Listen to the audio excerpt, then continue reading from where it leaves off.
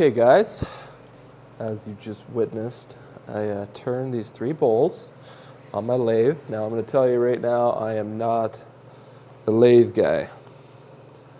Okay, I've turned like 2 projects on the lathe since I bought it. And so this is 3, 4, and 5 right here. So all you lathe experts out there, feel free to just chime in the comment section and drop some knowledge bombs, because I'm all about getting more information on this stuff. I've put a finish on this bowl right here. I used just a bit of tung oil. I used some of this feed and wax wood polish conditioner stuff. I got that at Lee Valley. Not super pumped on it. I thought it would bring more of a sheen to the wood. Doesn't really do that. Oh, maybe I just got to put 100 more coats on. And then I put some of this butcher block oil.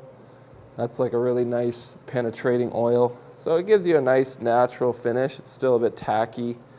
I oiled it yesterday.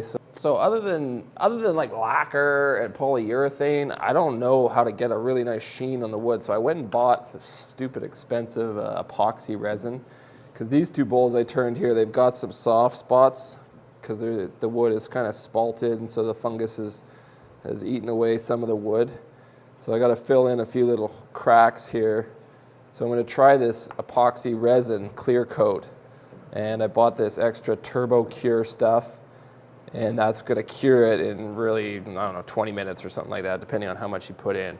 So I'm going to put in a good little dose of that just so that this fills in these holes. I'll have to tape the back, fill in the hole. It'll soak through and then hopefully harden, fill in all those gaps. Got a little bit of cracking here because these were still fairly green when I turned them. And then I'm going to just try and do epoxy resin on both of these, because this one's got a little bit of a crack here on the edge, and some of the wood is really kind of a bit crumbly, but it's a gorgeous bowl, and like the figure and the spalting of the fungus staining on the wood with the burls, it's gorgeous. So let's do a little test with the epoxy, and then we can compare kind of the natural oil to the epoxy finish. I'll probably have to do several coats. Cue the time lapse.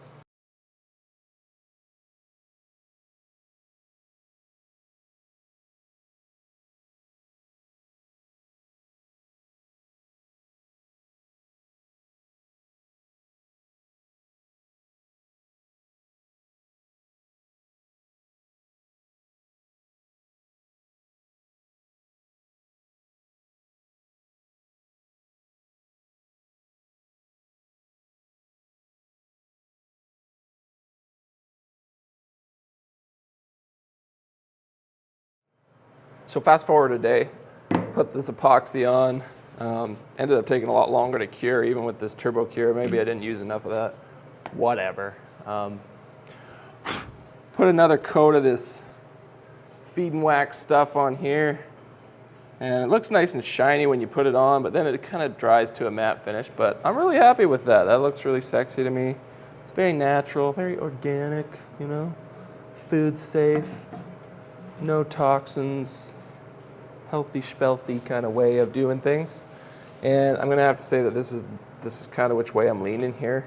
Unless somebody can chime in the comment section and like give me the exact best wood finish ever. Give me all the measurements of whatever, how you got to apply it. Because I would love to know a better way to finish these bowls. These are the ones I did with epoxy. Now I've sanded them all down. I actually put this one back on the lathe. It warped a little bit. I got a little crack right here. I kind of like that sort of stuff. I'm going to use some copper wire and like stitch it, make it look a little more artistic, you know, get my art on. But what I did notice as a super awesome positive learning experience from using this epoxy clear coat is that this stuff soaks into the grain like you would not believe. I put like 6 coats onto this stuff, and like where the burly parts were, the really hard grain, you know, it stays that wet look, but then all these other sections which were soft and kind of punky from all the spalting and the fungus staining the wood, it also deteriorated the wood, and that stuff was really soft and fragile, and so I couldn't turn it much more further without the whole thing blowing apart. But when I put the epoxy on there, it just drank it up. Like I would just put a coat on, it'd be wet, 2 seconds later it would look dry again, right? And little air bubbles were coming out. So what this epoxy clear coat does is it just penetrates into the grain, like probably all the way through. And then when it hardens, it actually strengthens the bowl like crazy. This bowl, like I could have like just broke it apart with my hands after I first turned it in certain spots because the wood was so soft. But now this thing is like rock hard. And I put it back on the lathe and turned it, and all the parts that were tearing out because the wood was so punky, just took a nice smooth finish from the chisel on the lathe. And so the bowl is actually way better now. It's kind of like, eh. But now it's actually salvageable. So just an FYI, this stuff here in Canada, wherever I got it, is like $100. This is like $70. This is like another 20. So yeah, it's like $90, $100 with tax, just for this epoxy stuff.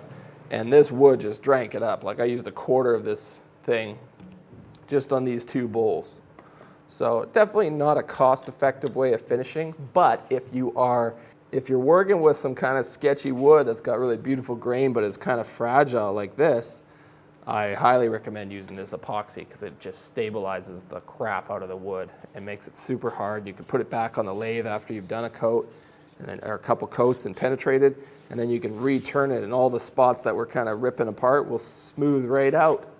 So that's definitely a win for the epoxy right there.